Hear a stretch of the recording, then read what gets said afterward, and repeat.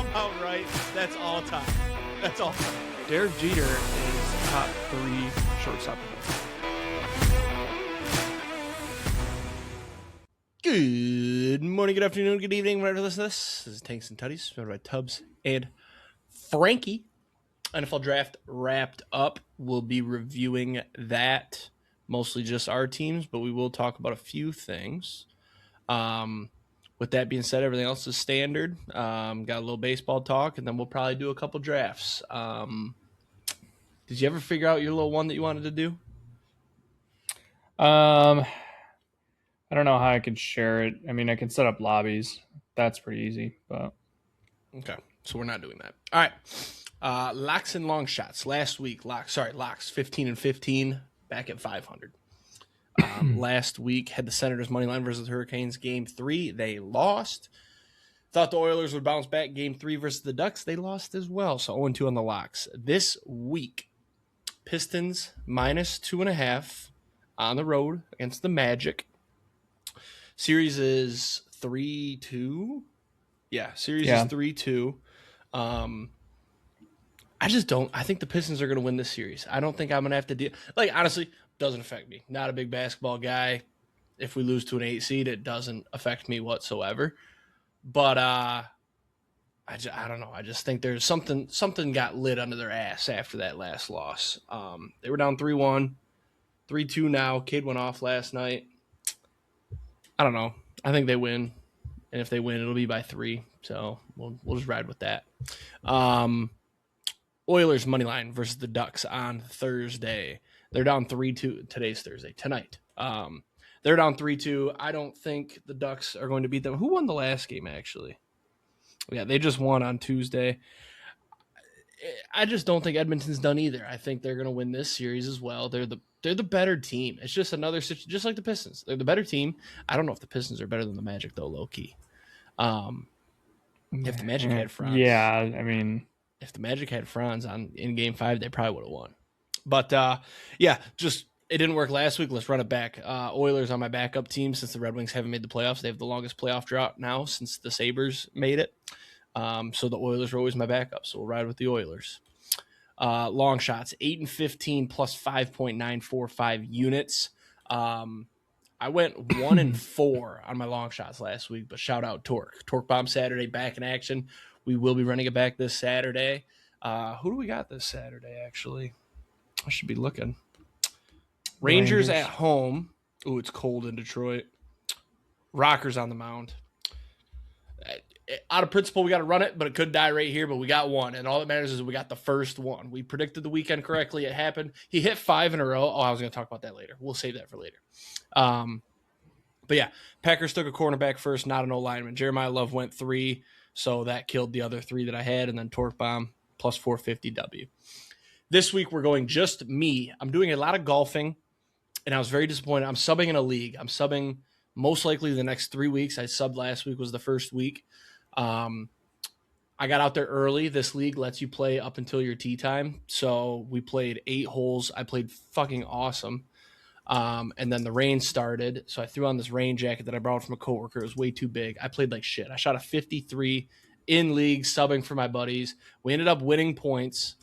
But still embarrassing to go out and shoot a 53 after I was absolutely dialed. So I've got 2 long shots. We'll start with Saturday. I'm playing Saturday with my dad and brother. We're opening up the cottage this weekend. It's always tradition to go out and play. We usually do Sunday, but we're doing Saturday. Cold, but I've got over half a birdie on Saturday. I haven't had a solo birdie yet this year. I'm due for one. I've had a lot of birdie looks. I haven't had one. So I put that at about plus 150. That feels fair. I'm playing good golf right now. I'll definitely have a couple birdie putts, but I'm just saying we're going to make one. And then Monday in league, under 45.5 strokes, plus 200, only a half a unit. I need a bounce back week, though. I looked bad last week. I was playing in the rain, though, to my defense, which is funny. Actually, in the rain, I played better than when the rain stopped. And part of it's because my glove got fully soaked. My grips were cooked. But I was playing bogey golf up until the rain stopped. And I mixed in 3 triples. That's really what got me to the 53. I had 3 triples in 9 holes. So back to back. I went hole 6, hole 8, hole 9, triples. Very disappointing. I think I had one double. Everything else was all bogeys. No pars, a lot of par putts, but yeah, I'm excited. I love golfing. I'm golfing Saturday, Monday, and then I don't think I'll be golfing the following weekend. We'll be taking a week off, but I fucking love golf. We're back. Let's get some long shots out there for the golf. And that's all I've got. All right. My locks 21, 27, and 2. We did have a good week last week, went 2-1. We had the Brewers Pirates over 7 on last Friday when the Brewers were getting back-to-back Cy Young winners. Just could not score against Paul Skeens, unfortunately.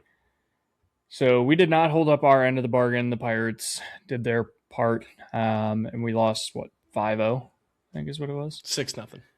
6-0, yeah, just as bad. So, however, we did hit Marlins money line versus the Giants last Friday. Don't ask me the score. I don't know what it was. And then we hit Ty Simpson under 28.5 draft position. Obviously, he was drafted 13th. We'll talk about that a little bit later. This week, I'm kind of all over the board. Not a lot of lines available for Friday baseball. So I am taking 2 baseball bets. I'm taking Cubs money line versus the D-backs on Friday. This is minus 132. The Cubs are extremely hot. I believe, let me look and see if this is a home game. It is a home game for the Cubs. Yeah, I mean, Cubs are just on a roll right now. D-backs, not so much. So I will roll with the Cubs money line. And then I'm going to take Jacob Mizorowski over 7.5 strikeouts. There's not a line on this yet, but he has been absolutely tearing it up. And he gets the Nationals, who are one of the worst teams in the league. So I will be grabbing that regardless of the odds. Honestly, I wouldn't be shocked to see him get 9, maybe 10. He's kind of been sitting in that 7, 8, 9 range the last couple games. He's been looking better. We'll need him to step up tomorrow after today's game, which is frustrating. I'll talk about that in a little bit. Even though we won, just a bad day for the Brewers. So, golf, I am going to take 2 golf bets, 1 PGA and 1 non-PGA. First is going to be Scotty and Tommy Fleetwood top 20 parlayed. This is minus 137. Obviously, tournament is already undergoing since we now record on Thursdays. Tommy Fleetwood actually he's still going. Through 17, he's 2 under, tied for 16th. And Scotty is 1 under, tied for 28th. It is a pretty weak field, surprisingly. Cameron Young is leading right now at 8 under. I would not be shocked if both Scotty and Tommy Fleetwood end up top 10. But I needed another lock, so I'm taking them top 20 at minus 137. And then I'm going to take myself. This is my second golf bet. You got me thinking about this. So I will take my own personal line under 94.5 on Sunday. I'm playing Rocky River. I don't really know if this is an accurate line at minus 110. I've kind of been all over the board with my golf recently. I started out the season, started out the season shooting like 100, 101. Granted, first couple rounds, I was with you guys, had new irons, I was drinking, whatever. And then I talked about the 88 that I shot 2 weeks ago or whatever. That was really good. Got out and played last week on Friday and played a twilight time, and I shot a 93. Granted, we did skip a hole and we were rushing, so like give or take, I didn't actually save that score to my 18 birdies just because I was like, it was all over the board. But I think I'm kind of sitting like a 94, 95 right now. I think the course that I'm playing on Sunday is probably going to be tougher, so I probably should have bumped it up to like a 96.5. But if my irons are on how I've been playing with my irons, I'll be fine. So I'm going to take under 94.5 and hope that I can shoot that. And then my long shots, 11 and 43, down 15.4 units. Honestly, I don't even give a shit at this point. I'm just going to start ripping and hopefully we hit something. So I had the Mets minus 1.5 versus the Rockies last Friday. I told you that after they broke their losing streak, they would come back, beat the Rockies. Rockies were traveling, going from a home game to an away game. It was a bad look. The Mets ended up losing outright and got swept by the Rockies. So Mets are on my do not bet list for the rest of the year. I think for the rest of the year. That could change. But if I had to go back to my do not bet list, they would be the first team on there for the year. So, You know who's on my do not bet for home runs? who? Jose Ramirez. That dude just doesn't hit home runs. I don't know if he's in a dry spell or what, but it feels like I've bet him quite a few times that he doesn't hit them. I feel like he's got quite a few. He's got a bunch on the year, but I think he's got two home run games. I was going to say, I have him in fantasy, and he's been... I'm sure he's great in really fantasy. good. He's just not hitting bombs, and I only bet bombs. Well, I thought that's why he had been great, though, is because he had been hitting a lot of home runs. Did they not play today? No, they did not. Pull up. He... Right here. I'm going to beat you, too.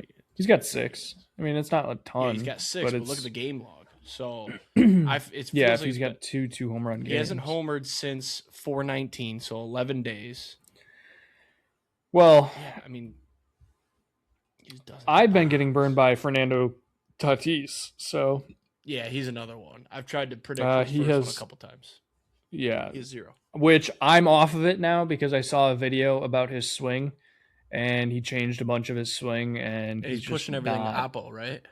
Yeah. So I think he might be broken. But yeah, I think I'm done on Tatis. So anyways, my other long shots last week, I had the draft top 5 exacta plus 1,400 for half a unit. That lost. And then I had Jeremiah Love over 4.5 draft position for a full unit. That also lost. So 0-3 last week, down 2.5 units. That was tough.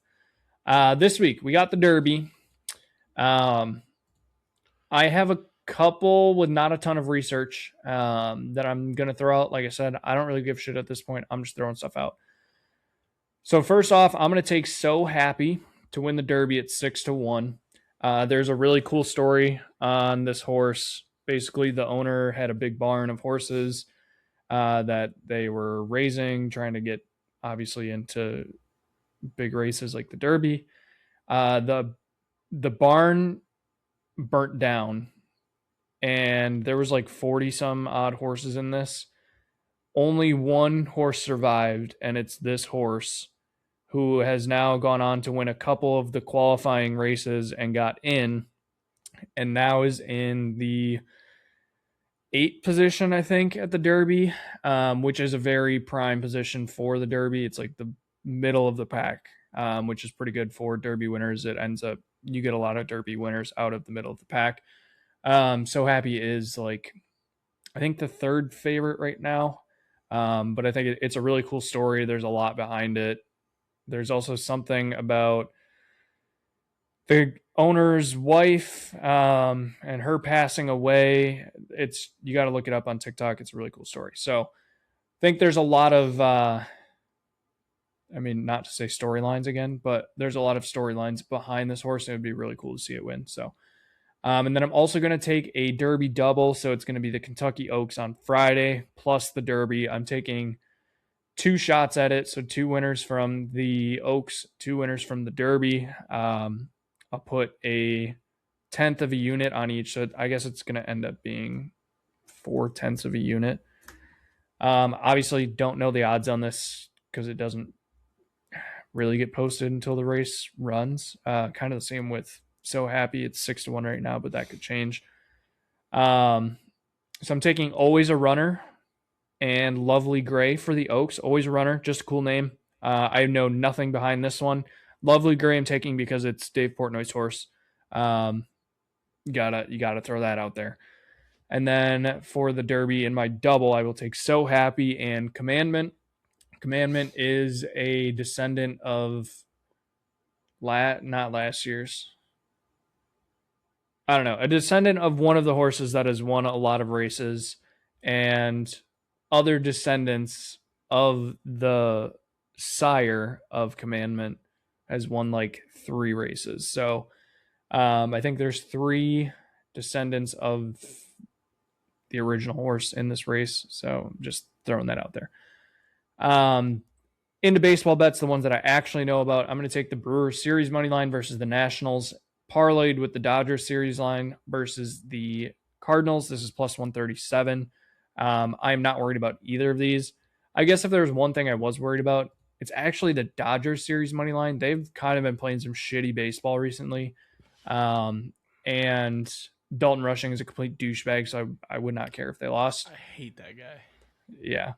He says the Diego Pavia of the MLB, and I can't unsee Yeah, it. it's bad. But yeah, I mean, both Brewers and the Dodgers are both better than the teams that they're playing. You get a full series, you just got to win 2 games. I like it. I think the Brewers obviously win the first game with Mizorowski. I could not tell you what their rotation is going to look like this weekend with the injuries that we have, so that could be interesting. And the Dodgers, they just got to get right. So full unit on that one. And then I will take Friday a baseball parlay. Yankees money line, Braves money line. Yankees are hot right now. They are also one of the better teams in the league. I think they were actually the last team to 10 losses, if I remember correctly. But the Yankees are 8-2 in their last 10, and they're going up against the Orioles. Orioles are playing 500 baseball. They're 5-5 in their last 10. Not really scaring me there. And then the Braves, the other best team in baseball. Actually, they might have been the last team to 10 losses because they're 22-10 currently. But they're 7-3 in their last 10, and they get the Rockies. So I bet against the Rockies last week. It fucked me. I'm going back to the well this week. It's got to hit eventually. There's no way that the Rockies can just keep fucking me. That's all. All right. Draft recap then, I guess. I called it mid. I mean, I only ever really do watch the first round, and then I just watch the updates as they come through. Ty Simpson going so early shocked me, and to the Rams was even more shocking. And then it just it makes me wonder, would Chambliss have gone way higher? Because he's better than Ty Simpson, if you ask me. So I've seen a lot of discussion on Chambliss and did he fuck himself? Because next year's quarterback class is going to be absolutely loaded. Right. Because you figure Arch Manning's going to be in there, plus Chambliss, plus what's the fucking Dante guy? Isn't Moore. there a guy? Yeah, Dante Moore. There's a couple other. Yeah, probably. No, he's only gonna be a sophomore. I'm just kidding. Who's gonna be the Badgers quarterback this year? He'll probably be in there. Yeah, for sure. Yeah. Oh, Billy Edwards Jr. Maybe he might be in there. There's bigger names, but hang on. No, I know. And isn't there? There's a chance that Chambliss might not even play this year, right? Yeah. So there's a ton. So you got Arch Manning, Dante Moore, Sayin, CJ Carr, Lenora Sellers, Mayava from USC. You got Sam Levitt, DJ Lagway, Dylan Raiola, Chambliss. So I guess the thing too is if he isn't able to play this year, is he literally just going to sit out all year, or is he able to hey, I'm gonna go play in the UFL for a year? Is he able to do that? Yeah, if they declare him ineligible, he'll be able to play UFL if he wanted to. So then my thought is, does he go UFL and then he probably can't declare for the draft at that point? Then he probably just has to be a free agent. Oklahoma State has that Drew Mestamaker kid too. I'm looking at a way too early 2027 mock draft. I want to see who. You could have thrown out Brendan Sorsby, but yeah, that's the tough. Texas Tech kid. Yeah, bro, what did they expect? Given college age kids this much money, what are they gonna do? They're either gonna drugs, drinking, sports, spend. There's smart ones, obviously, but then the bad ones, they're gonna spend their money. They're gonna blow their money on cars, guns, jewelry, or gambling, or drinking, or drug. There's hundreds more of these guys, I guarantee. So this one's got the Lions taking an offensive guard. Shocker. And the Packers weren't listed. That's weird. I don't think we have a first next year either. Oh, yeah, because of Parsons. Maybe we do. I don't really remember, to be honest with you. Wait. Yeah, you're not listed. Let me see. Maybe I missed it. Hang on. Let me look. Find Packers. Nope. What about Green Bay? Oh yeah, Cowboys have your pick.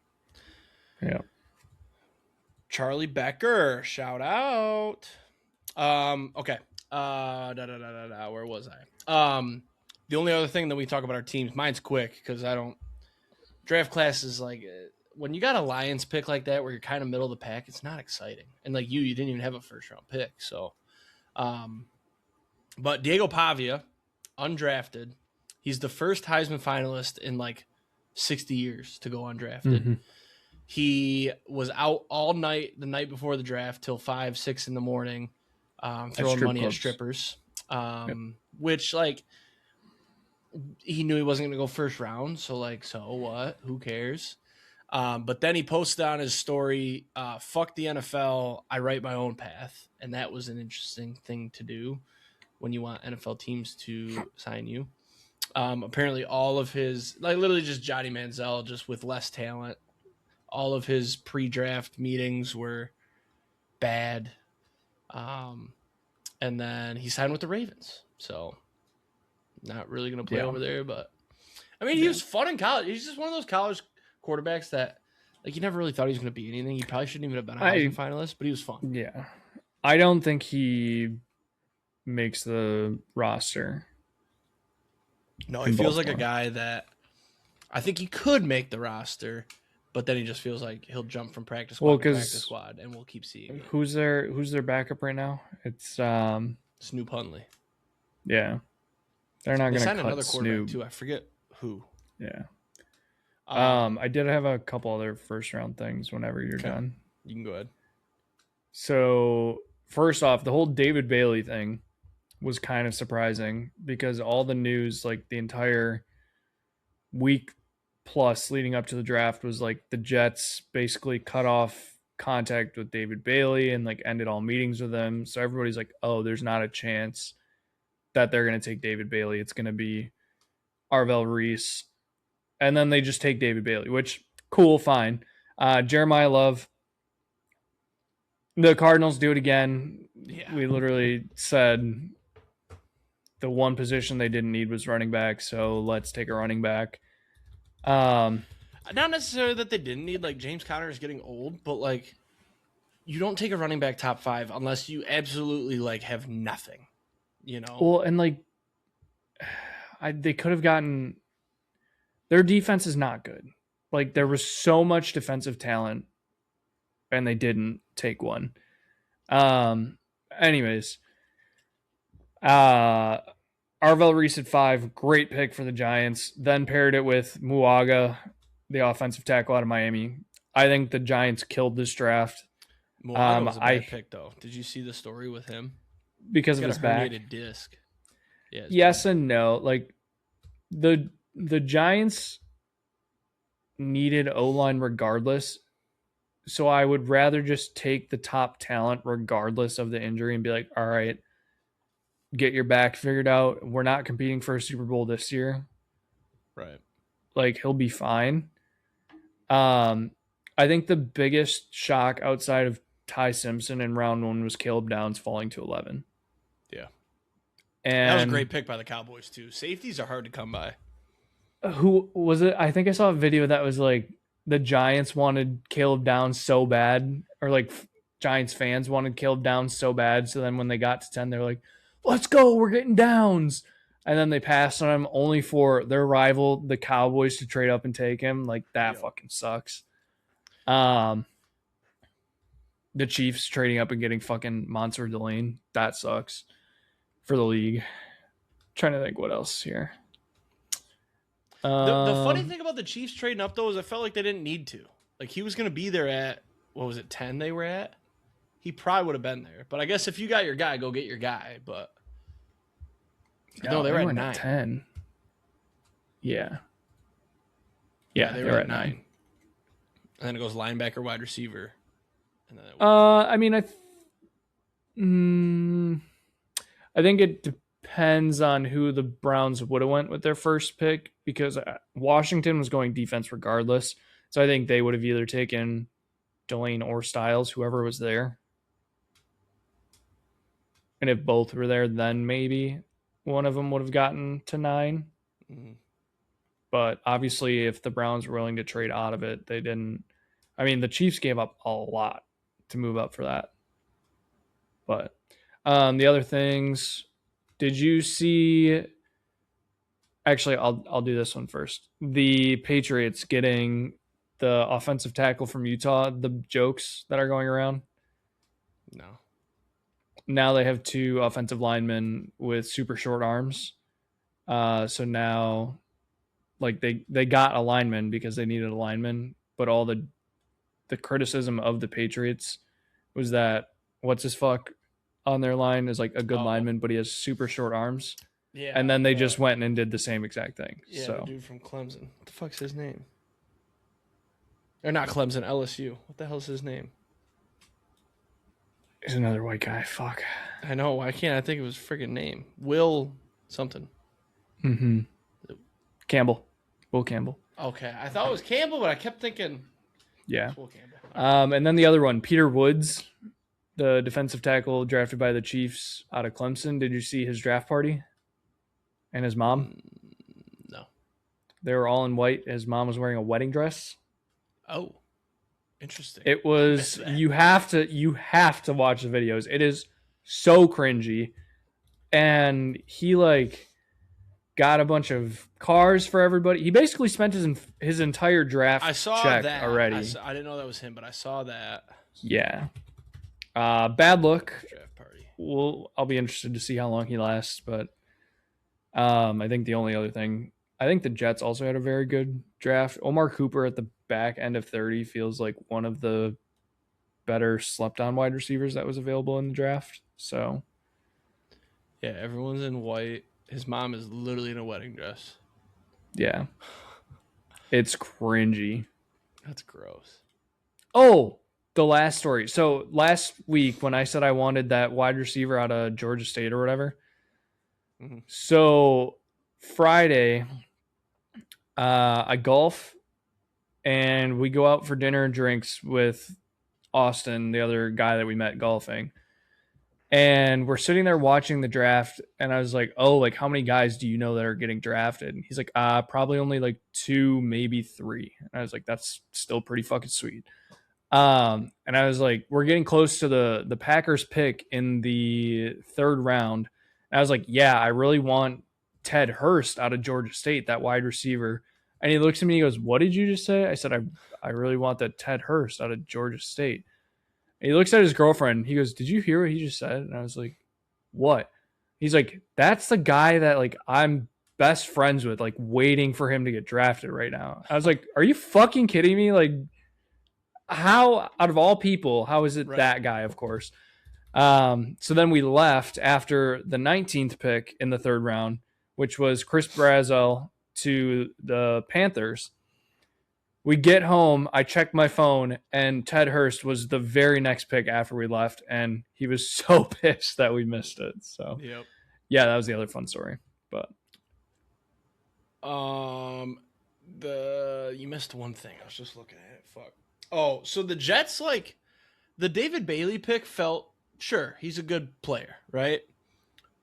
But then you followed up with Sadiq at 16, who, like, it's not like you had 3. They don't need a tight end. No, there's so many needs on that defensive side of the ball. But Sadiq is a monster. Yeah, but so there was somebody that Jets fans apparently wanted. I don't remember who, but it was all within 2 minutes of each other. So the Knicks blew the lead. The Mets gave up a run to give up the lead. And then the Jets drafted Sadiq, and it was like, holy shit, this is just hell for... I think they wanted Messidor. I think it was Messidor that they wanted. Because he went 22. I guess we can talk about the Lions first. I really don't have much. Blake Miller was a shock. Not a shock, But I wanted Caden Proctor. I think I said on the podcast, like Caden Proctor is the only name that I've seen that I want. Dolphins nabbed him at 12. I did see after the fact that he's a developmental tackle, but he's also a left Don't tackle. love that. So Sewell already made the switch to left tackle, so we need a right tackle. This Blake Miller dude started every single game every year of his career, played in every game. Apparently his technique needs some work, but he's a great pass blocker. The run blocking needs work. That's fine. We can work with that. You got Jahmyr Gibbs. He can make something out of nothing. But our pass blocking grades last year were terrible. So I love this pick. Obviously it's a safe pick because it's a lineman. They're usually pretty all right. And then let's see if I can I do round by? Yeah, I can. Okay. And then I got to look Lions. So then round 2, they trade up and they take Derek Moore from Michigan, which I don't hate. I've watched Derek Moore. He's good. I love that they finally drafted an edge to pair with Hutch, a younger edge. Like we've been throwing out there freaking just like, oh God, like it's insane the amount of just nasty DNs that we've put opposite Hutch. It is cool. I did think it was a reach. But they didn't have a pick round 3 and he was probably going to go round 3. So I don't hate it. And yeah, we'll see. But then we get to round 3. I think it was round 3. Nope. Round 4. Round 4. Where the hell? There he is. Then you followed up with another Michigan linebacker and Jimmy Rolder, who didn't really play much at Michigan. And it was like, why? Like, what's up with the Michigan stuff? And like, he's just going to be a special teamer. I don't know, man. I didn't love that pick. And then, but I'm not going to sit here and pretend like I know what I'm talking about with the NFL draft outside of round 1. Round 5, we snagged Keith Abney. This pick had me fired up. I had a lot of people online saying that this was a good pick for the boys. It was a steal that late in the draft is what I heard. According to ESPN, we took him at 157, and he's 75th overall rank. Little undersized if you ask me, 5'10", but we'll see. And I think we had one more. Yep. Then we took Kendrick Law, wide receiver. Like, why? Why are we drafting wide receivers? You traded up for Tesla last year. Tesla's pretty sweet. Let's just ride with him. But whatever. I don't past round 4. I don't really care about draft picks, honestly. Like in this year I was the complete opposite. And then we took a D tackle from Texas Tech. He's a monster. Didn't hate that. And I think that was our last pick. I don't think we had a round 7 pick. Oh, we did. Tyree West. Yeah, don't know. I'm not even going to try to pretend I know about him. And that was it for that. So yeah, overall, I'm cool with the draft. I think I'm excited for this year personally. Good draft, pretty decent free agency, beefed up the O-line. Don't really know what's going on with our safeties because Brian Branch won't start the year and Kirby Joseph has the knees of a 75-year-old retired iron worker. Excuse me, made myself laugh. But we were able to snag the easiest schedule out of the NFC North with 9-8. So we'll see. I think, what did I say last year? Jared Goff had 2 more years, or he only had 2 years? No, I think he said he had. I think he's got 2 more years before he's going to be shit. I think this year he'll still be decent. It's just the problem is he's getting to the spot of his career where he needs like a perfect pocket, and that's hard to have in today's NFL. But I like our O-line right now. We got 3 out of 5 of our O-line are proven studs. The Cade Mays, Sewell, and no, I can't call him certified. 2 of the 5 are certified. Ratledge is, yeah, I like him. I like Ratledge. So that's all I've got. I don't even know who the Packers drafted. Let me flip through with you while you talk about it. Yeah. The Packers. Can I still get one more draft thing before you get into it? This is a quick one. Yeah. Jacob Rodriguez at 43 felt like a steal. When I saw he was still available, I was watching round 2. Oh. When I saw he was available still, huh? Speaking of steals, when you're done. I saw that he was still available. I'm like, ooh, Lions are next. I was like, I wouldn't hate Jacob Rodriguez. Boom, Dolphins grabbed him. I was like, you son of a bitch. That felt like a steal. He's a stud. Yeah, speaking of steals, I think Jermod McCoy is going to end up being the steal of the draft. And I get all of the red flags about his knee injuries and everything, and it looks really bad. But right now, he's healthy. And if he stays healthy, which is asking a lot considering how bad the knee is, if he stays healthy, he is going to be an absolute stud. And somebody got him in the third, fourth round. Like he is going to be good. I fully understand why he dropped as late as he did. But man, I really wish the Packers would have gotten him. Actually, I don't know if we were able to. I don't remember if that was the third or the fourth that he went in. I really wanted him, especially where we were with the draft at that point. Yeah, anyways. The Packers actually, I have a theory about this. The Packers actually drafted to need this year for the first time in forever. And the Packers minor league team, the Dolphins, quite possibly had one of the worst drafts of all teams. So part of me is wondering who was actually in control of the draft in the Packers war room the last couple of years, because now there's a front office change and the draft is actually good. I'm not saying that our drafts have been bad, but how mad were you that Terrell and Pons went before you had your pick? Dude, I was so pissed when I saw the Jets got Pons. I was like, fuck. That would have been a good pick. But I will say, after watching tape on Cisse, I think that's how you pronounce his last name, he looks fucking awesome. And he looks awesome in their tape, though. No, not to rain. Yeah, that's true. But. No, that is true. But one of the big things that they said about him, first off, he's fast as fuck, which is really cool. But apparently he's a very good run stopper as a cornerback. Like he comes up to help on the run a lot, and it does. He's been really good at it, which I feel like our run defense has been god awful. So I will take anybody that is willing to step up and help stop the run at this point. Chris McClellan, I'm not as high on him, but I understand the pick. He's a body to fill a hole on the D-line and basically replace Rashawn Gary. If you can do anything in the fourth quarter, you're a better fit than Rashawn Gary was for our team. If you can get more than half a sack, you're probably better than Rashawn Gary at this point for us.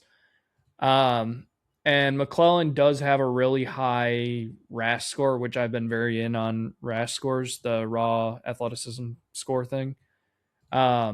He's like 320 pounds, so he's massive, but he doesn't look big. He's just a freak of nature. So I really like that. I don't think he's really going to be like a super developmental player where we'll have to develop him a lot. I think we'll see him right away this year.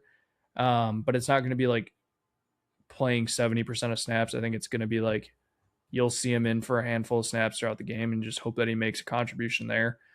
So it wasn't like a flashy, but it filled the needs there. Hey, the Danny Dennis. What do you think of Jordan Morgan?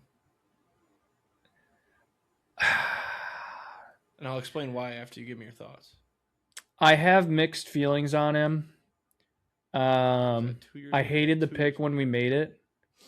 Yeah, I hated the pick when we made it because it like, I hate drafting an O lineman that you have to develop. Like that just doesn't make sense to me, especially when we were in the situation we were. Like we had Jordan Love at that time. He was probably 24. So like you have a 24-year-old quarterback who's in like his second year at that point. You need linemen and you're drafting a developmental lineman. Like that just didn't make sense. He's gotten better. He's not like all world talent. Like he does the job, but it's not like if somebody offered something for him in a trade, I'd be like, okay, whatever. Like I'm not hurt to lose Jordan Morgan.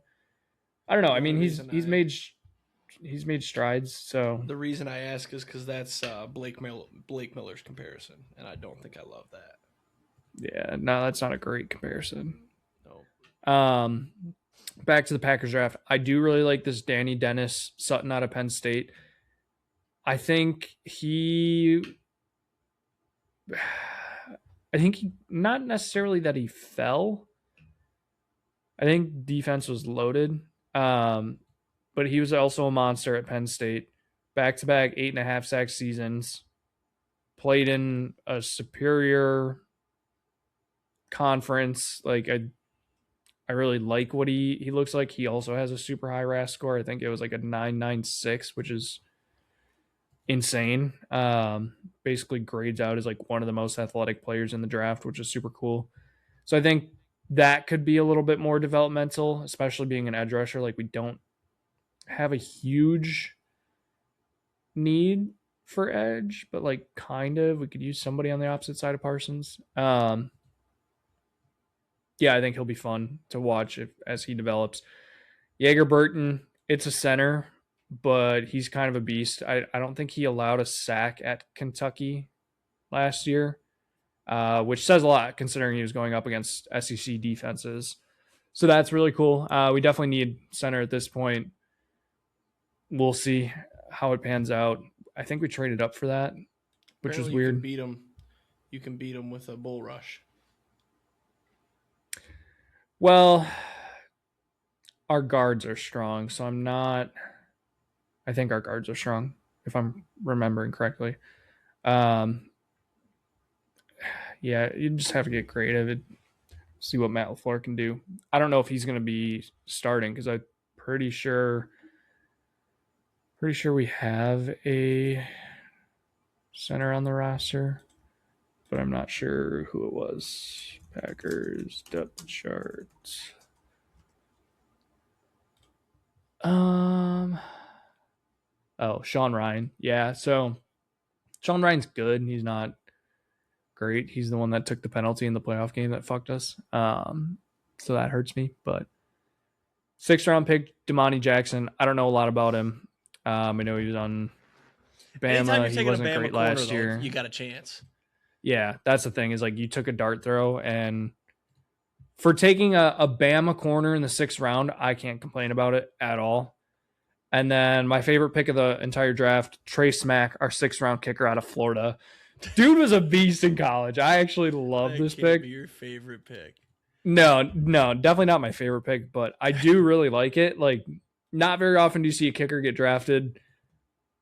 He was probably one of the more fun, better kickers in college. And how can you complain about a kicker with the last name Smack? The memes and the puns that have been coming out of it are great. You just got smacked by Trey Smack. He was hitting 56 yarders in college, 82% field goal percentage, 10 for 13 on attempts over 50. Like, this screams. No, I'm not going to say it. Next up, that's all I'll say. Kind of wild that the only kickers drafted were both from Florida, punter and then the kicker you guys took. Yeah. I should say the only special. Oh, no, I'm sorry. MSU's punter got drafted. That's cool. We now have 3 kickers on the roster, I believe. So, little position battle. Brandon McManus.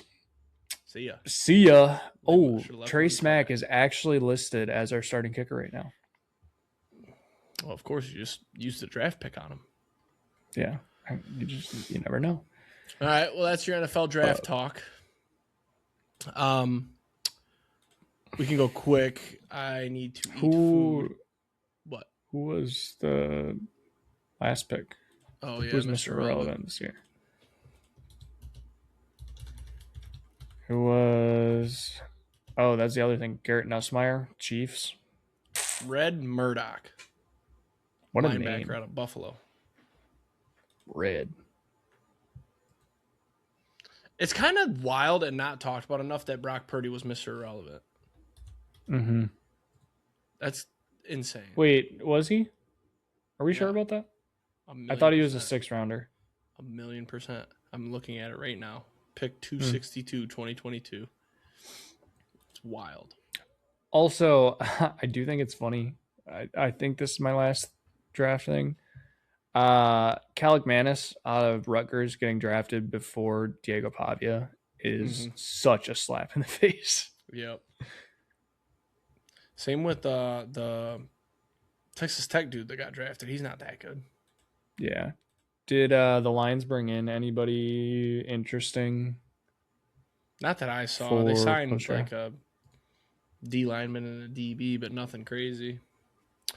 Nothing notable. Packers brought in Josh Jacobs' brother. Nice. I never saw the video of Deuce Vaughn's dad calling him to draft him. That's pretty cool. Oh, I didn't see that either. That was years ago, but it just popped up.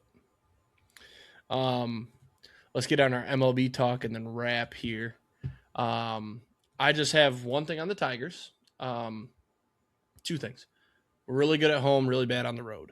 And the other thing is fuck Kenley Jansen. That's the other point. In last year with the Angels, 29 saves, 1 blown save, Kenley Jansen. You want to take a wild guess at who the blown save was against?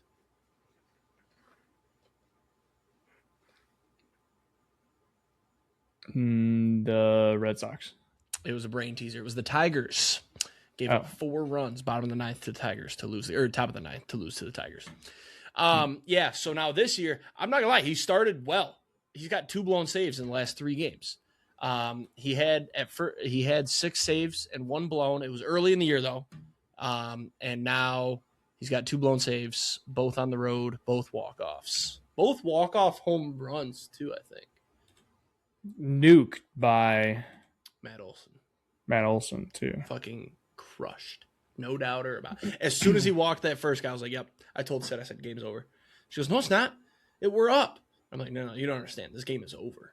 And then she's like, well, how'd you know? I'm like, you just get a feeling sometimes. Like, this fucking guy, I just bitched about it for the first time last week. Austin found a text from fucking a year ago where I shit on him. And yeah, turns out that's light. Shitting on him is a light word. My source close to the Tigers tells me that Kenley Jansen is a douchebag. He didn't show up for.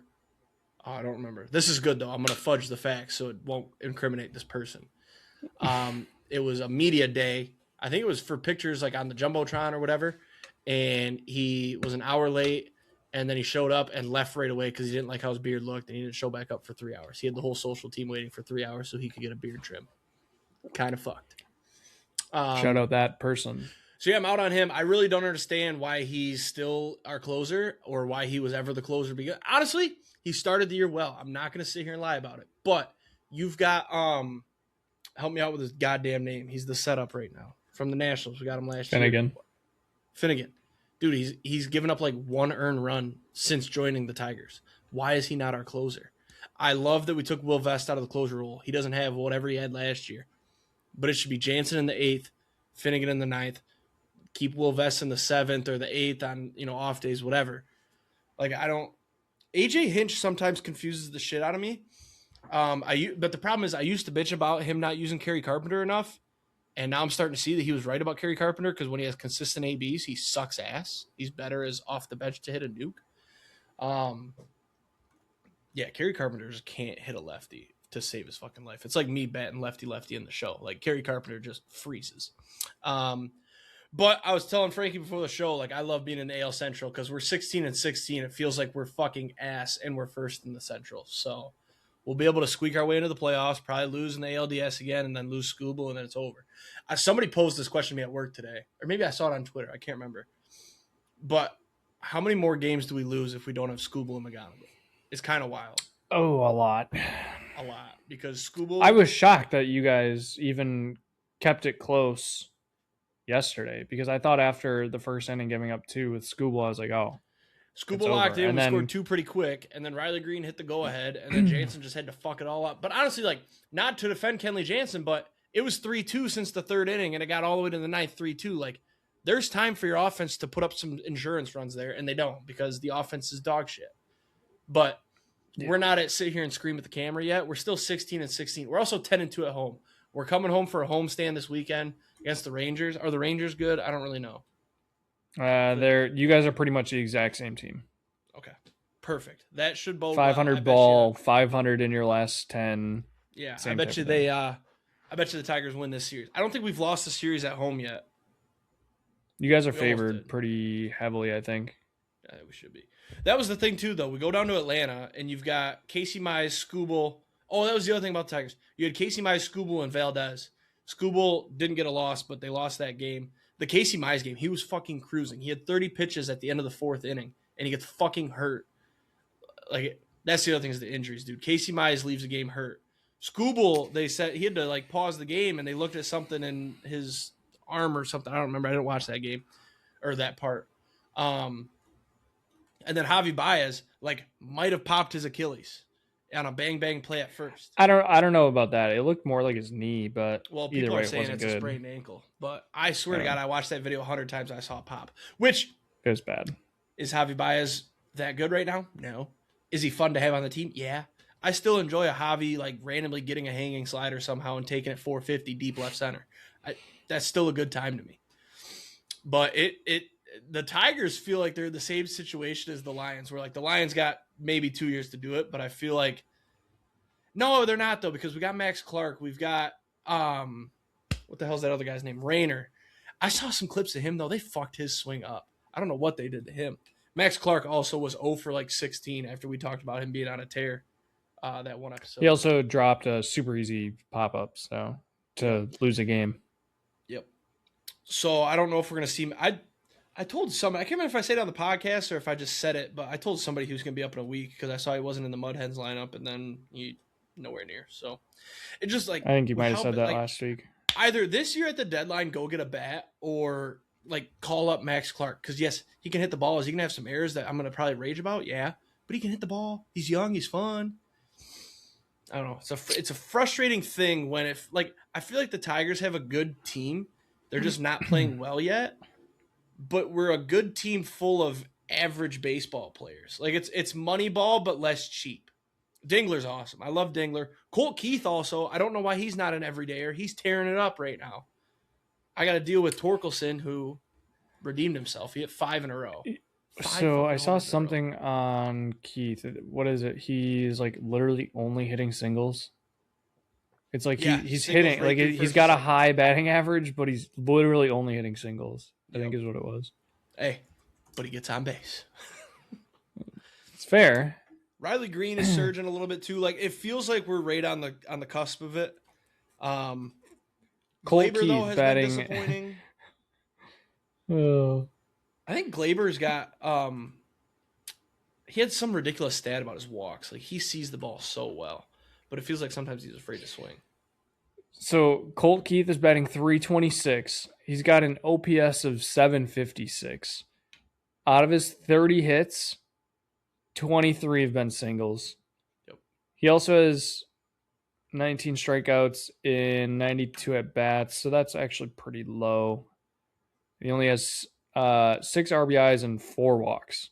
So, yeah, I mean, he's hitting singles, and that is literally it. And there's nobody on base for him to hit in. They just need another like 5-game win streak. That came at such a good time. We were below 500. We hit a 5-game win streak to get above 500, and now we've been dancing at 500. Like we need a 5-game win streak starting this weekend. I need to see Jack Flaherty in the fucking bullpen too. That's the other thing.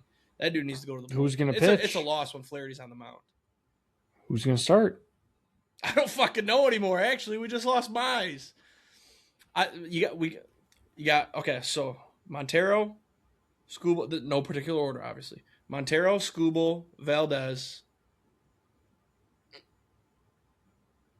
Bring back Melton. I don't know what they did with Melton. Bring back Melton. Like, didn't he? He's injured, isn't he? I don't know. How long is Job? How long is the old man out? Verlander's been on the 15-day IL for 45 days. I don't want to see him on the mound either. I'd rather see Flaherty than Verlander. Yeah, I gotta go to your roster now. I gotta look at Drew Anderson, pitchers with the fucking Mudhens. Brennan Hannafy, Tyler Holton. Those yeah, are you all guys ain't got shit. No, I know. I'm just looking at your roster right now. Let me look at the Mudhens. Who we calling up? Who we calling up? What even are cookies? Where's Sawyer Gibson Long? Is he injured too? No, he's active with the Hens.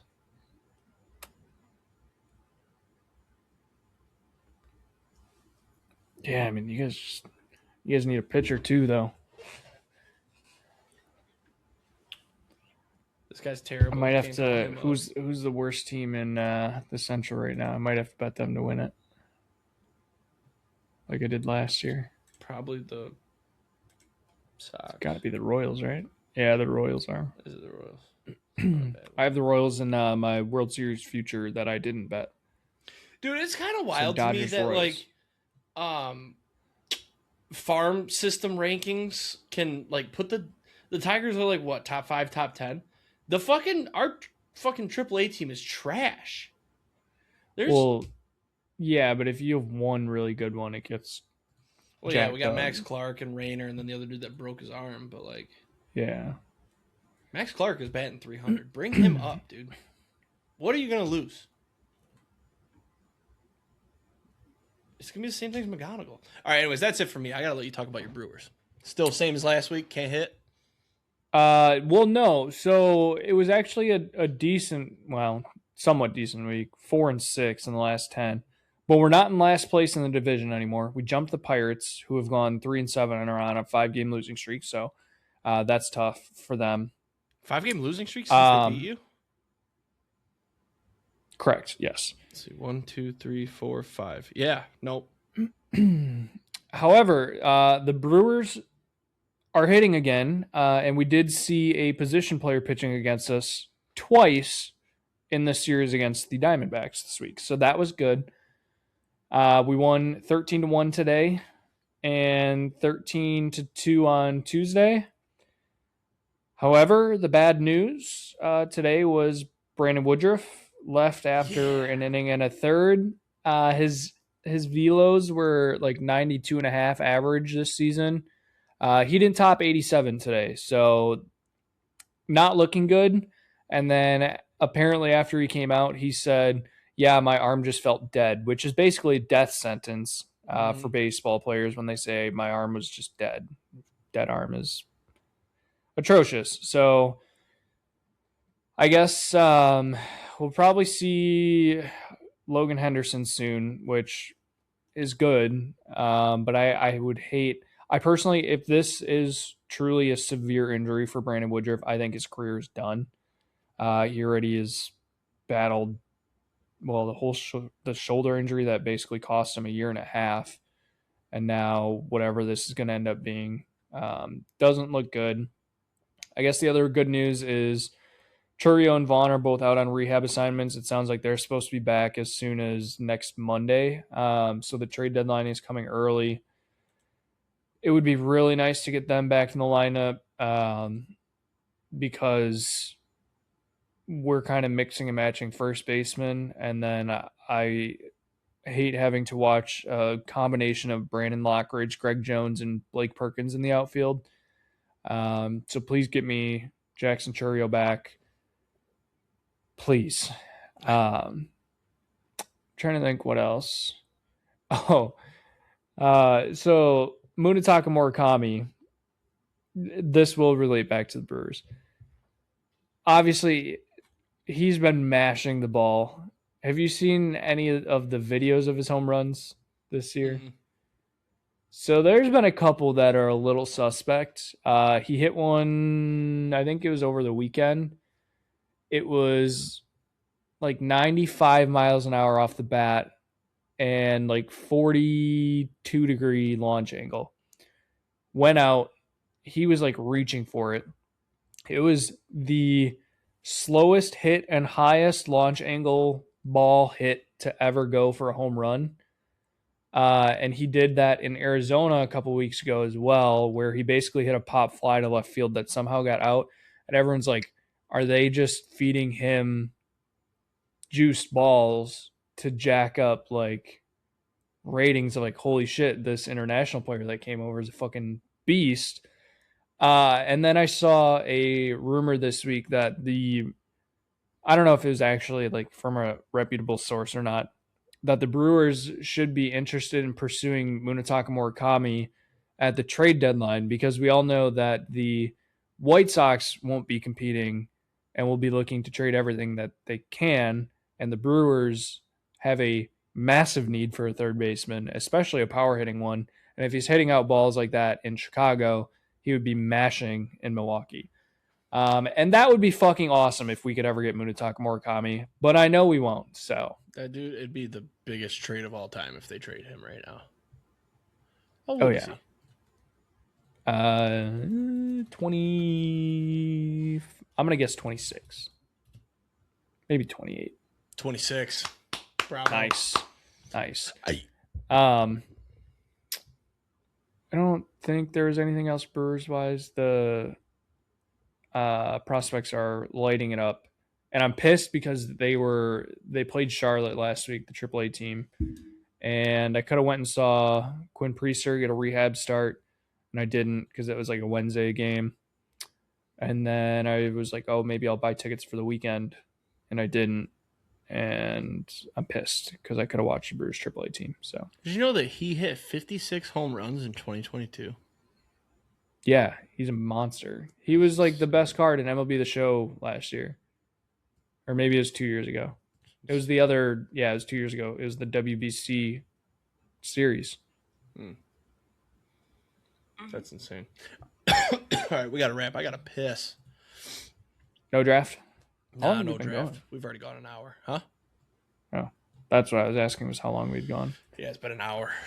All right, with that being said, have a great weekend. Sit some tanks, store some tutties. We'll see you next week. Peace.